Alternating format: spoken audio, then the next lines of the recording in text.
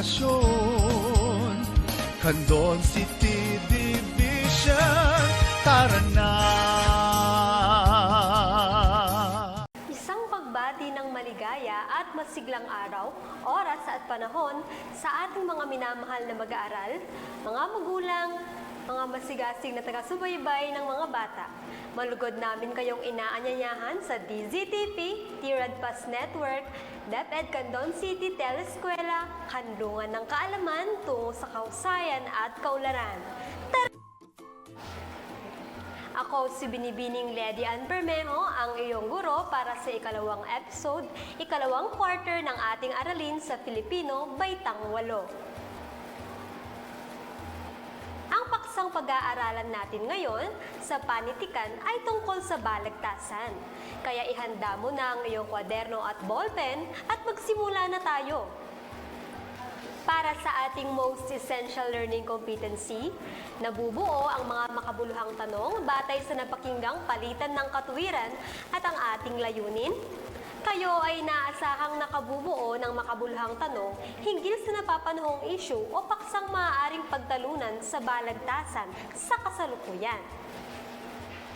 Para sa ating mga gabay na tanong, una, ano ang balagtasan? Ikalawa, sa paanong paraan isinasagawa ang balagtasan? Bago natin umpisahan ang ating talakayan sa balagtasan, alamin muna natin ang pinagmulan nito.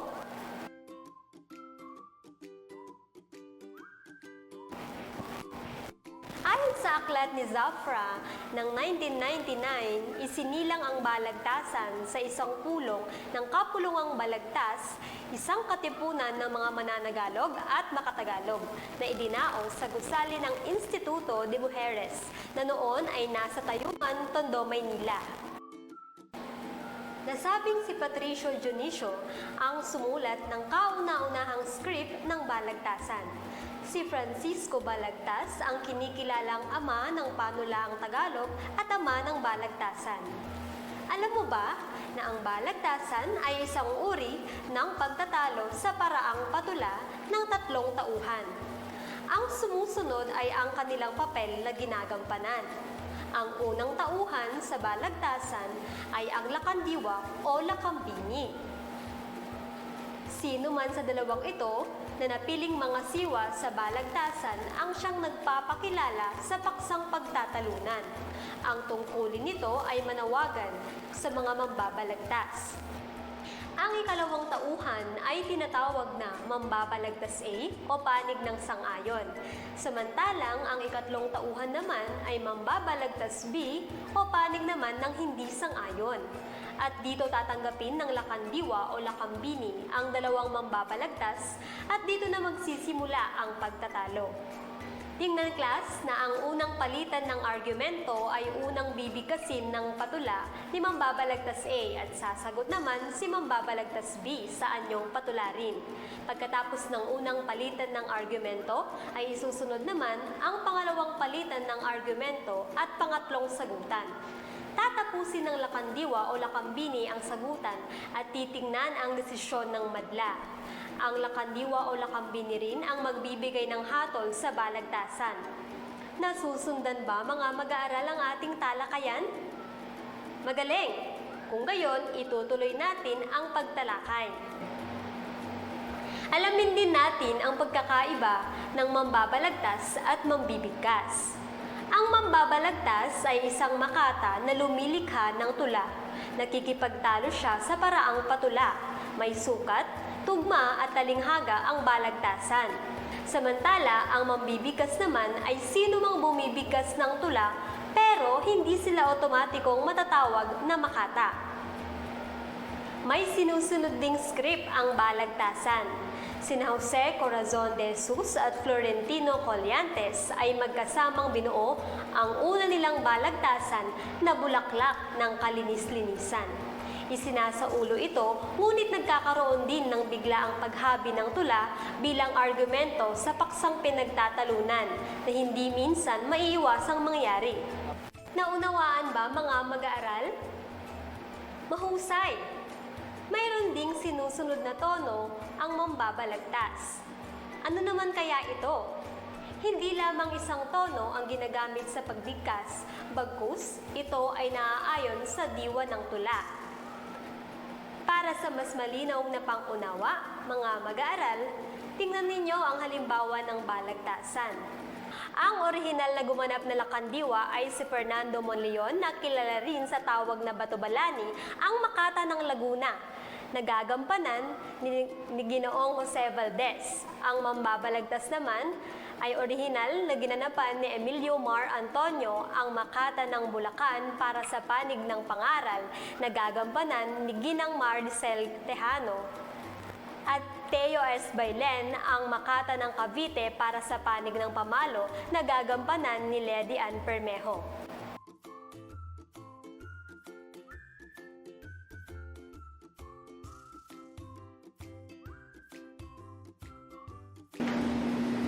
Itinatanghal namin dito'y isang tanging balagtasan ng paksay na uukol sa usaping pantahanan.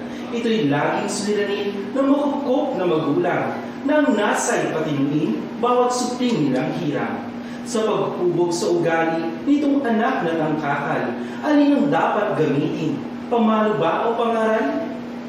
Akin na ngayong tatawagay mga tanyag na Makata, taimtim ang pag-ibig sa sarili nating wika.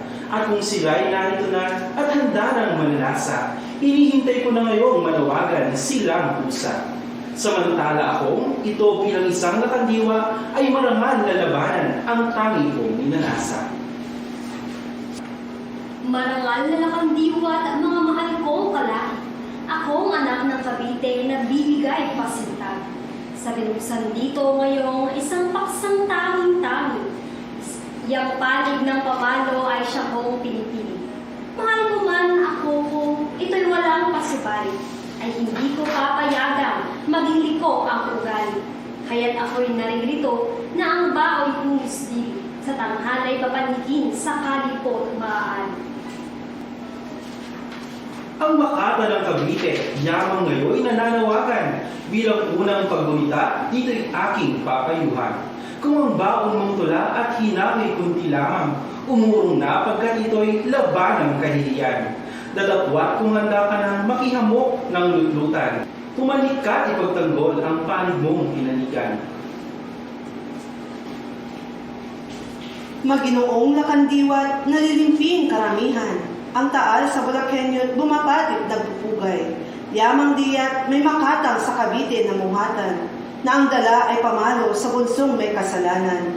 Ako sana'y papanhikit, ang dala ko'y aklat lamang, upang iayos ang anak sa matapat na pangaral. Higit itong makataot, ito'y handang patunayan, sukdang dito'y maghahalo ang balat sa tinalipan. Sa subumbot kapag buwan ng Makatang Bulakenyo, sasabihin ay dayari at ito may magpapayo. Sino ka mang nananawagan, buhay ka man sa palasyo, ang tuntuning isa diway, malinis ang pagtatalo. Di anupat magtuloy ka at ilahad ngayon dito ang kahigitan ng pangaral na tinurang makatao. Ngunit ang isip ng batay parang itatayong bahay, na ang tablang ihiyas ay marapat na pakuan. Paano may ikakabit ang maganda mong pangaral kung hindi mo iahagkis ang pamalong iyong tangan? Sa panahong ito ngayon, malawak ang karunungan. Kapag bahay na konkreto'y walang pakong kailangan. Iyang bato at buhangin ng magandang mga aral ay yayaring ng gusali ng matinong mang-isipan. Ang mangubog sa pamalo ay gumigiting na lalaki, at sa bayay magagamit babanulok na higit. Di lalo na iyang bunsong sa pangaral kinandili, natatampok na talino't lumilitaw na bayani. Dadapuat, alam mo ba, katotokot kabalagtas, ang lumaki sa pangaral, karaniway mga taman. Di lalo na iyang batang pinalaki mo sa hampas, karaniwan ay tulala, torpe, hangal, ubig, tunggak. Hayo nga'y magtigil na ang dalawang nagkatagis sa wali ko. Kayo kakwa'y tumbak naman bawat hagkis. Ang pamalo at pangaral ayon sa inyo rin banggit, kung tayahin magkatimbang sa dinagling mga matuwid. Meron batang sa pangaral ay agad nang nakikinig. May dalibsil namang bunsong kailangan ay hagupi. Kaya't ako ngayon paras walang nalot, walang gahis. ang tunay na nanalo'y sintang bayang nakikinig. Nagustuhan ba klas ang balagtasan? Napakalinaw ang kanilang binigay na argumento tungkol sa paksang kanilang pinagtalunan, kung alin ba ang nagpapatino sa anak, ang pamalo o pangaral. Ipinagtanggol nila ang kanilang panig sa pamamagitan ng paglalahad ng kanilang mga katwiran. Naunawaan ba mga mag-aaral? Magaling! Kung gayon, ating lagumin ang ating naging talakayan sa araling ito. Una, binigyang kahulugan ang balagtasan bilang isang uri ng pagtatalo sa paraang patula ng tatlong tauhan. Sunod, ang mga tauhang bumubuo sa isang balagtasan ay ang lakandiwa o lakambini na nagsisilbing tagapangasiwa at mga mambabalagtas. Ang panghuli, kailangan din nating isaalang-alang ang pagsunod sa script at wastong tono sa pagbabalagtas. Nakuha ba mga mag-aaral? Magaling! Kung gayon, handa na ba kayo para sa pagsasanay?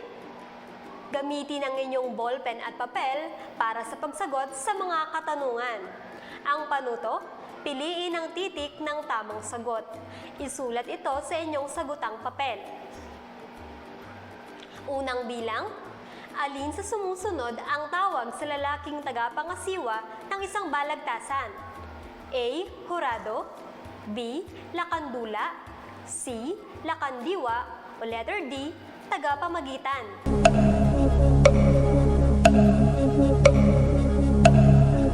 Ano ang inyong sagot, mga mag-aaral? Ang tamang sagot ay C. Magaling.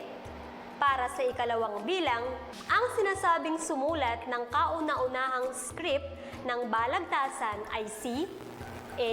Florentino Colliantes, B. Jose de la Cruz, C.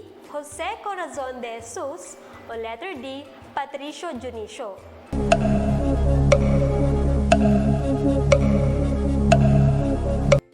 Ang tamang sagot ay letter D. Patricio Junicio. Para naman sa pangatlong bilang, ang isang uri ng pagtatalo sa paraang patula ng tatlong tauhan ay tinatawag na A. Balagtasan, B. Flip-top, C. Debate, o letter D. Sabayang pagbigkas.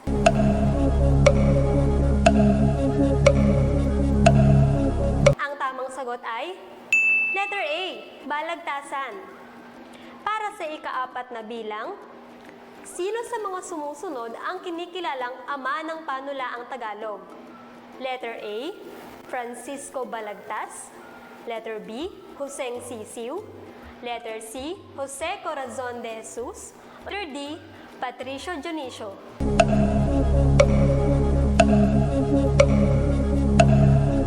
Ang tamang sagot ay letter A. Francisco Balagtas. At panlima, ang sino mang bumibigkas ng tula pero hindi otomatikong matatawag na makata ay isang A. Mambabalagtas, B. Mambibigkas, C. Mandudula, o letter D. Manunulat.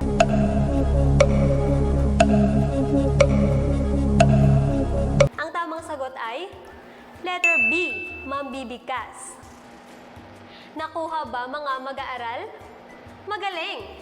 Dumako naman tayo ngayon sa pangalawang pagsasanay.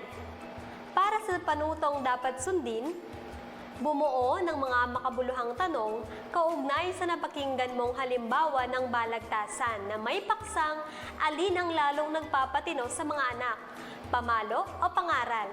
Gamitin itong matrix ng mga tanong. Isulat ang sagot sa talahanayan.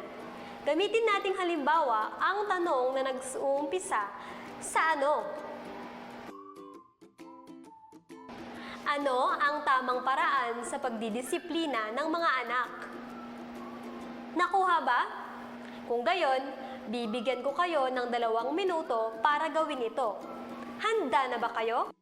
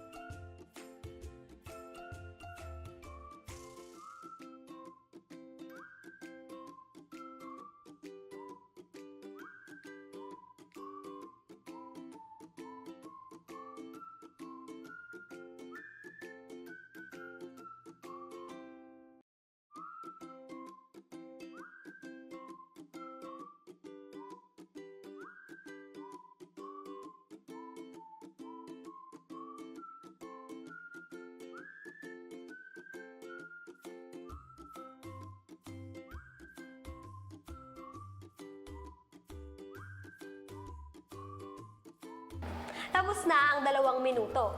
Mahusay at nakabuo kayo ng mga makabuluhang tanong kaugnay sa napakinggan ninyong halimbawa ng balagtasan. At para sa huling pagsasanay, bumuo ng makabuluhang tanong tungkol sa pandemyang COVID-19 na maaaring maging paksa para sa isang balagtasan. Isulat ang sagot sa inyong kwaderno. Meron lamang kayong 1 minuto para gawin ito.